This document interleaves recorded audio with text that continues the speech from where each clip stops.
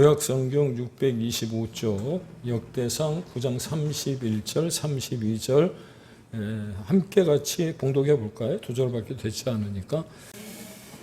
지난 6월 3일 굉장히 오래되어진 듯한 어떤 시간의 흐름인데 아직도 6월달이 다 지나지 않았죠.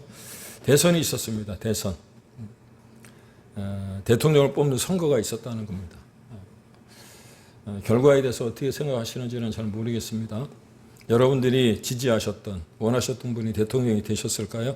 아니면 아쉽게도 낙선하고 말았을까요? 최근에 제가 행복에 대한 이야기를 계속해서 하고 있는데 대선에 나오셨던 분들 중에 어떤 분이 지금 이 시간, 이 순간 행복할까? 대통령으로 뽑힌 사람일까요? 아니면 떨어진 사람일까요?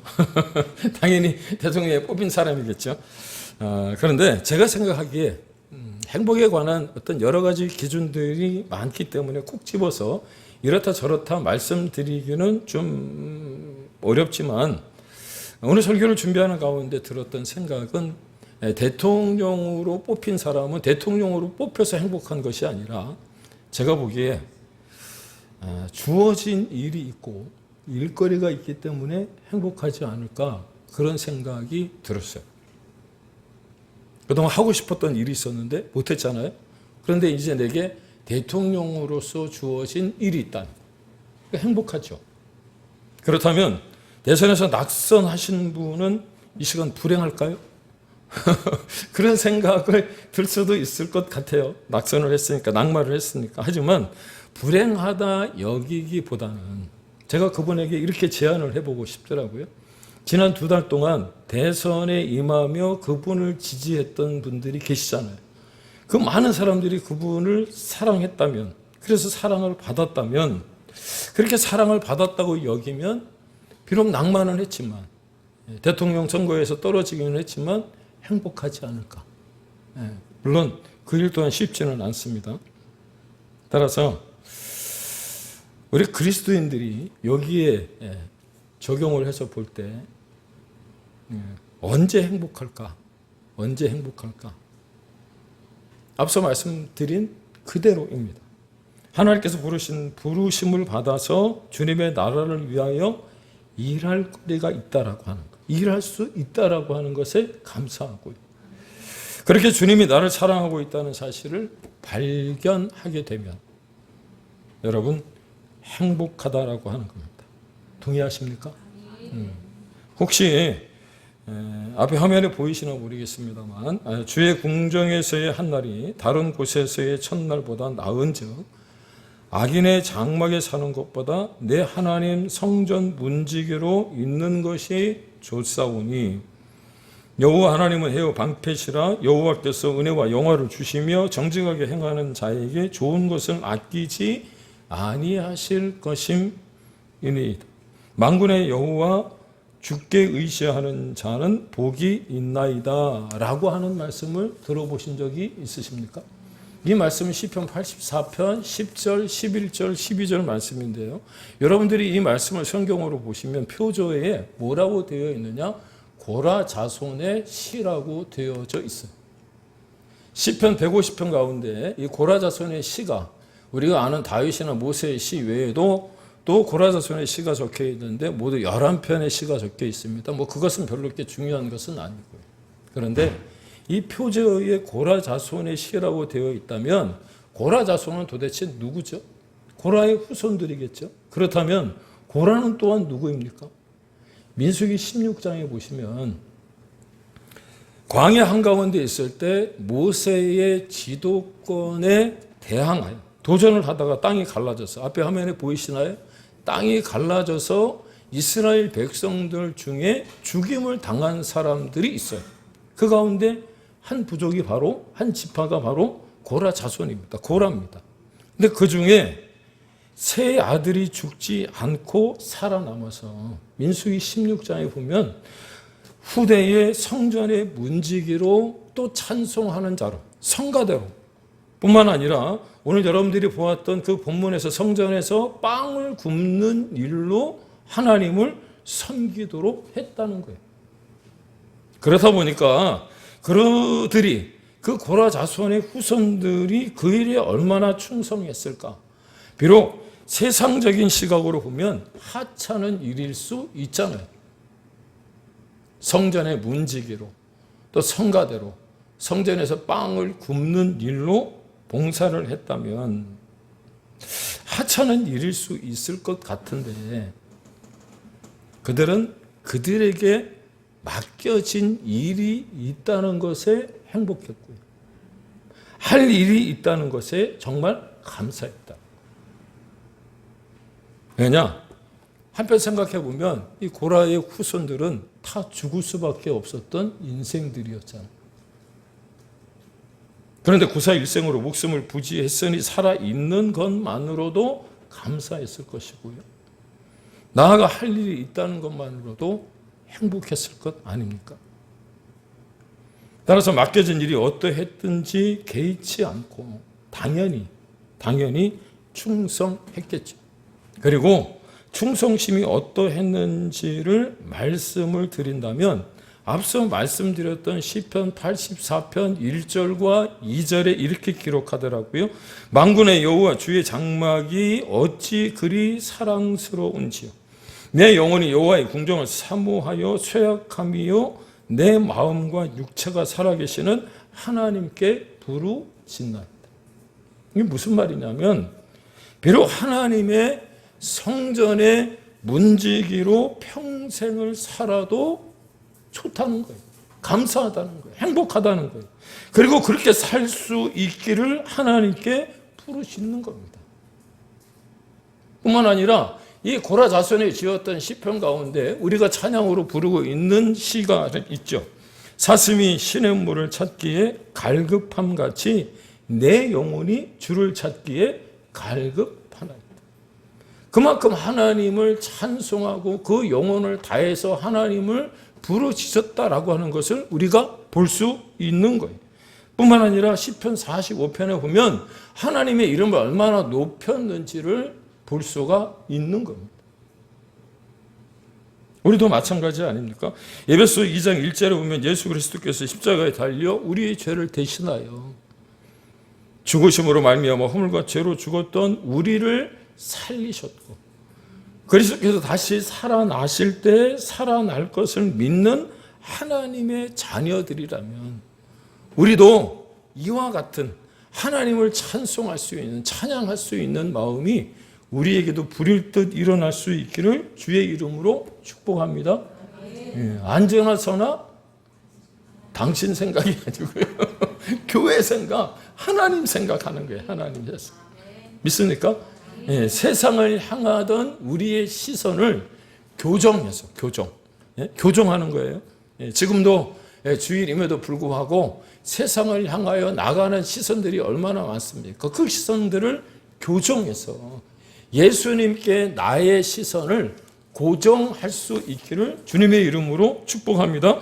나아가 만군의 여호와 하나님을 의지함으로 인하여 복을 받되 주께 힘을 얻고 그 마음의 시온에 들어가 있기를 다시 한번 예수님의 이름으로 축원을 드립니다. 그런데 오늘 본문을 어디를 읽었죠?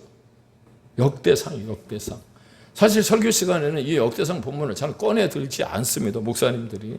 그런데 잘 다루지도 않는 이 역대기서, 특별히 역대기서는 1장에서부터 9장까지, 아니 그 전에 이 역대기서는 상하로 나뉘어져 있거든요. 근데 원래 한 권이었어요.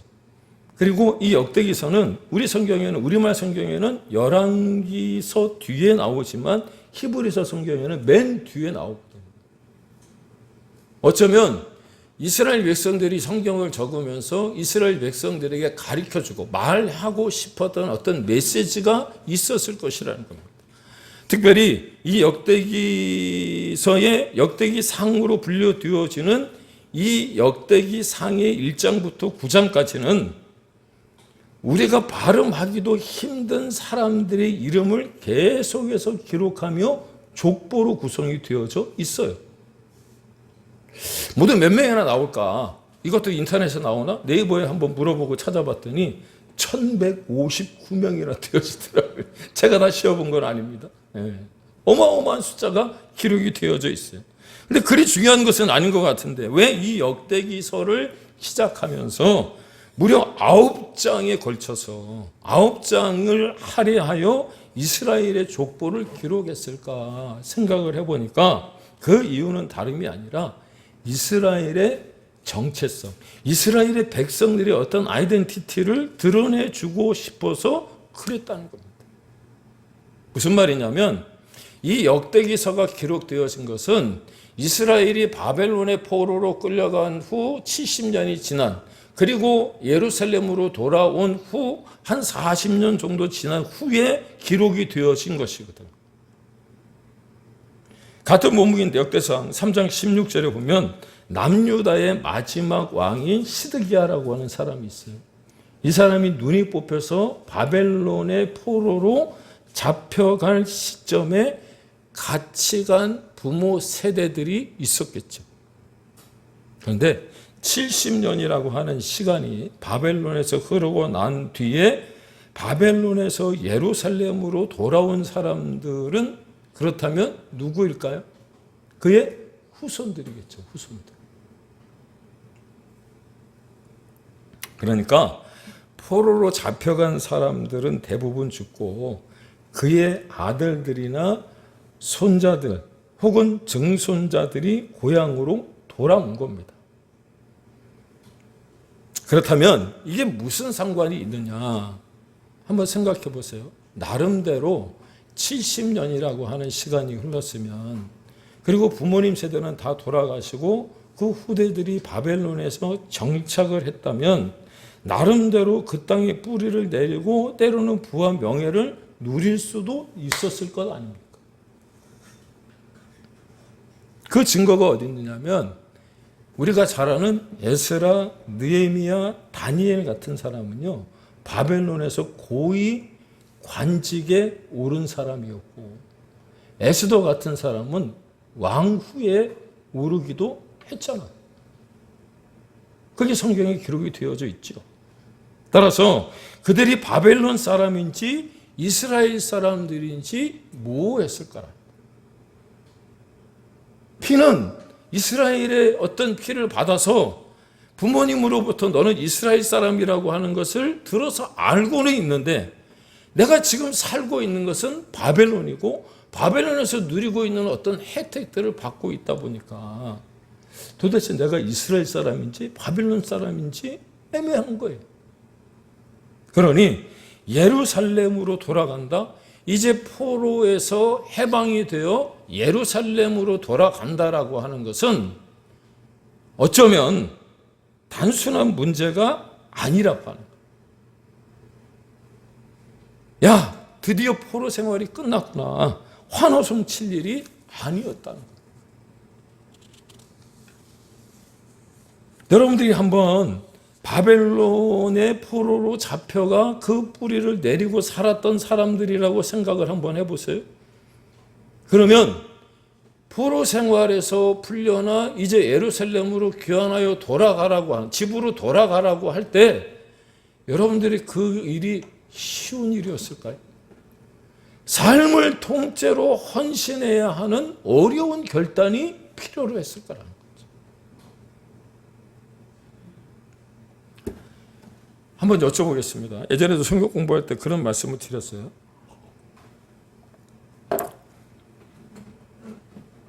바벨론에서 포로로 이스라엘 백성들을 이제 잡아가고 난 이후에 예루살렘 70년이 지난 후 예루살렘으로 돌아올 때 그 인원이 한 5만 명 정도 됐다 그랬습니다. 그러면 그 5만 명이 질문입니다. 자원을 했을까요? 아니면 억지로 예루살렘으로 돌아왔을까요? 앞서 제가 그렇게 설명을 드렸기 때문에 억지로 온 것처럼 느껴지죠. 느껴질 것 같아요. 그런데 느헤미야서 11장에 보면 자원했다 그래요. 자원. 뿐만 아니라 제비를 뽑았다. 돌아가고 싶은 사람이 얼마나 많았는지 제비를 뽑아서 1차, 2차, 3차로 나누어서 보낸 거예요.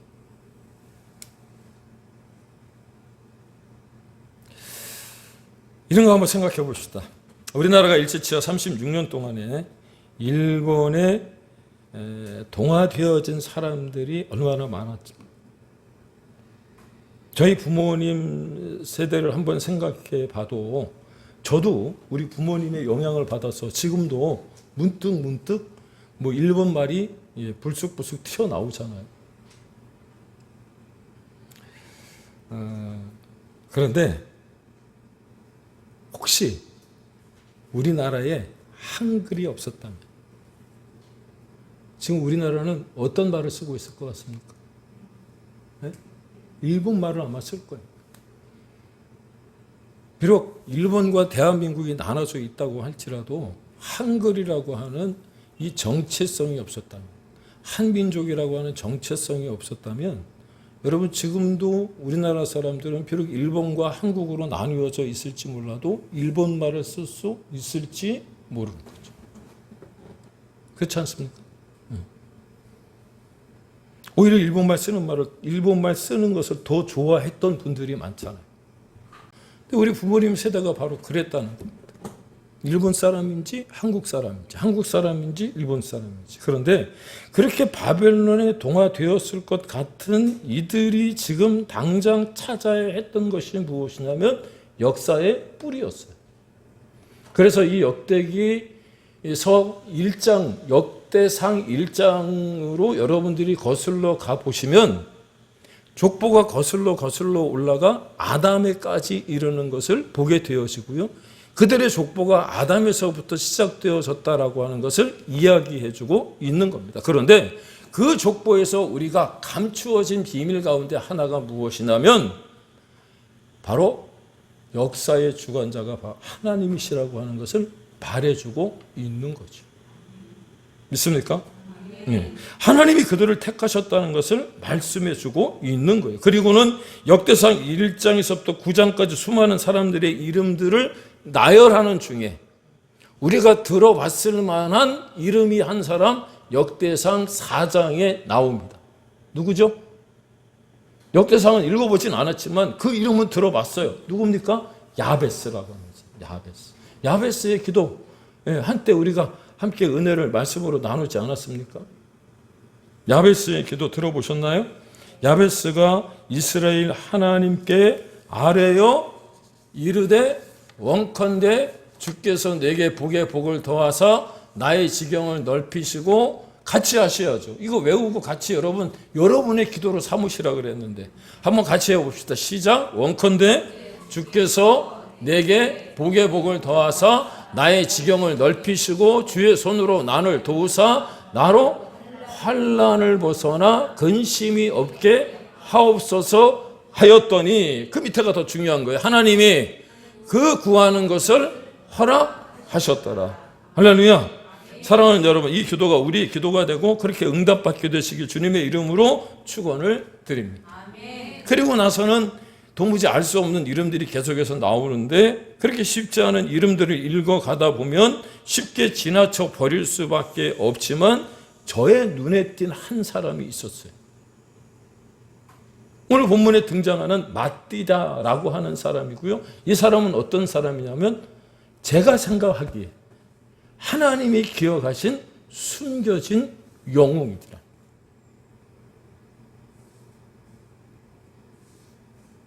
그런데 또 질문입니다.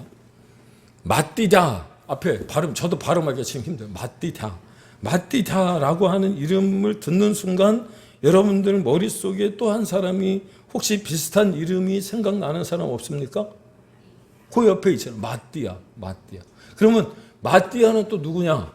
가룟 유다가 제자에서 이름이 제하여진 이후 그 제자 사도의 수를 채웠던 그 빈자리를 채웠던 사도가 마띠아. 사도행전에 나오는 마띠아.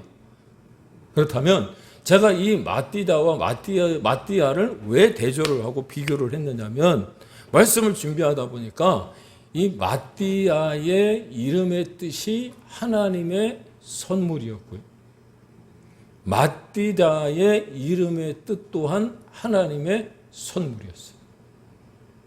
사랑하는 여러분, 바라기는 여기 계신 한 분 한 분 모두가 다 하나님의 선물과 같은 존재가 되어줄 수 있기를 예수님의 이름으로 축복합니다. 그렇습니다. 본문에 등장하는 마띠다라는 사람은 본문이 그리 길게 장황하게 설명은 하고 있지 않지만 뭐라고 이야기를 하고 있느냐? 떡 굽는 사람이었다.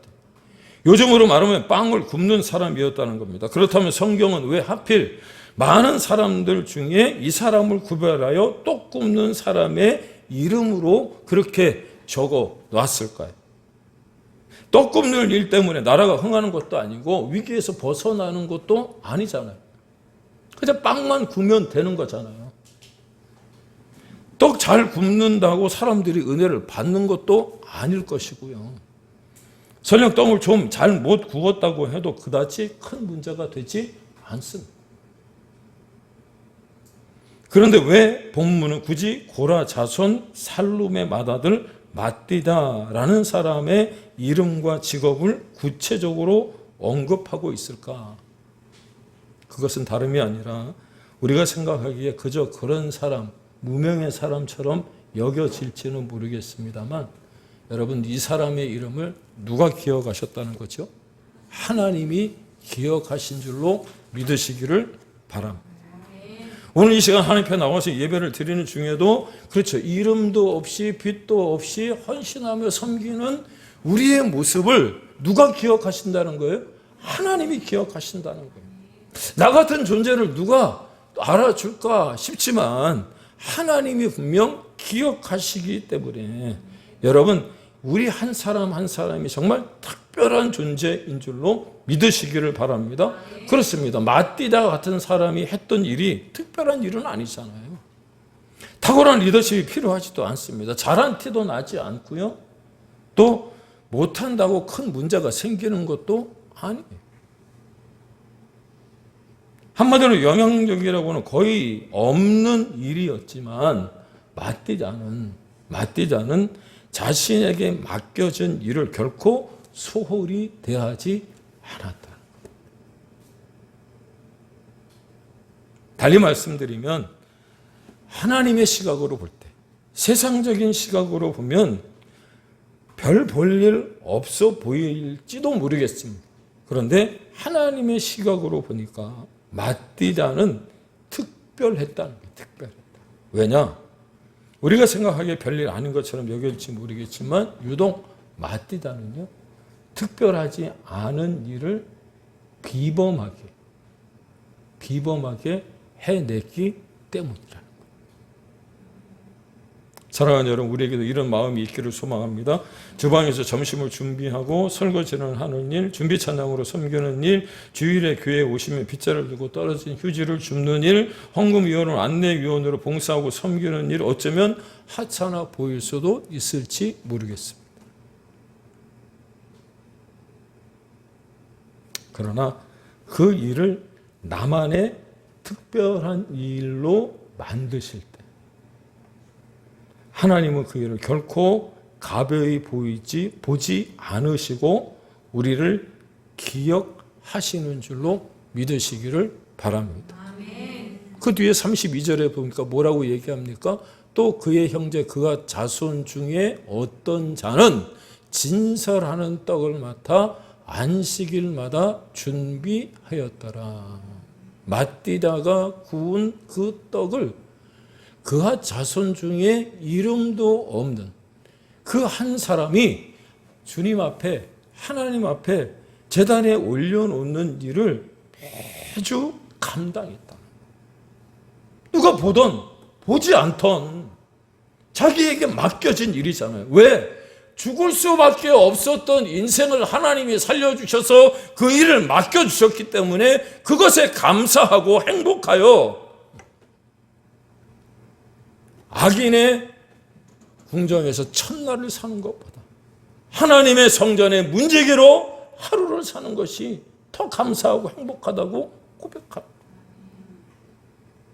여러분, 우리에게도 이런 마음이 있기를 주의 이름으로 축복합니다. 이것이 바로 당대를 살아가는 지친 유다인들에게, 그리고 오늘을 힘겹게 살아가는 우리 그리스도인들에게 주시는 하나님의 메시지예요. 내가 너희를 결코 잊지 믿습니까? 하나님의 성전을 위해 하나님을 위해 헌신한 사람들 하나님은 결코 잊지 아니하시고요. 또 버리지 아니하십니다. 성경이 기록할 만큼 기억하신다는 거예요.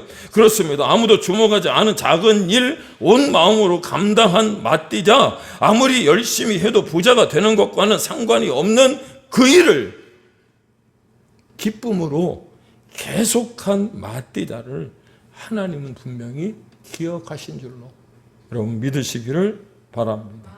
그렇습니다. 천지의 주인이신 하나님이 기억하셨다면 여러분 그 어느 것과도 비교할 수 없는 것이잖아요.